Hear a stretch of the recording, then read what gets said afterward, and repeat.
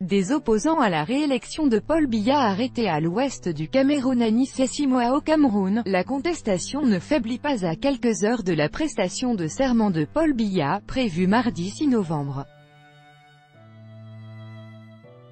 Des partisans de Maurice Kamto, classé deuxième, mais qui revendiquent toujours sa victoire, ont été interpellés à Bafoussam, dans l'ouest du pays, au cours d'une marche de contestation des résultats de la présidentielle. Dimanche 4 novembre, une marche non autorisée à Bafoussam des militants du MRC, Mouvement pour la Renaissance du Cameroun, a tourné court avec l'arrestation d'une quarantaine de militants. Olivier Bibounissac, porte-parole de Maurice Kamto, chef du MRC et candidat malheureux à la présidentielle, qui conteste les résultats officiels, précisait encore hier dimanche 4 novembre leur présence dans les commissariats de la ville de cette région. Cette nuit, près d'une quarantaine environ de résistants pacifiques arrêtés ce dimanche 4 novembre 2018 à Bafoussam, dorment dans les cellules de la direction régionale de la police judiciaire de l'Ouest et dans celle de la gendarmerie de Bafoussam.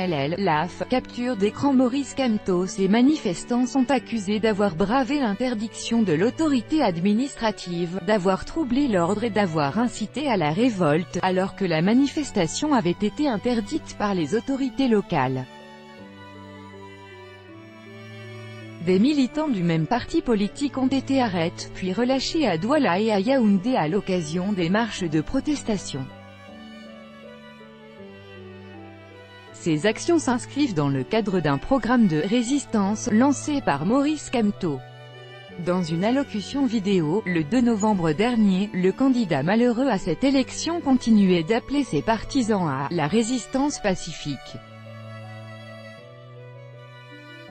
Discours de résistance de Maurice Kamto, cet opposant de Paul Biya, lequel avait proclamé sa victoire dès le lendemain de la présidentielle, et ses partisans ont démarré depuis le vendredi 26 octobre 2018 une série de manifestations au Cameroun et à l'étranger pour dire non à ce qu'ils appellent « hold-up électoral ».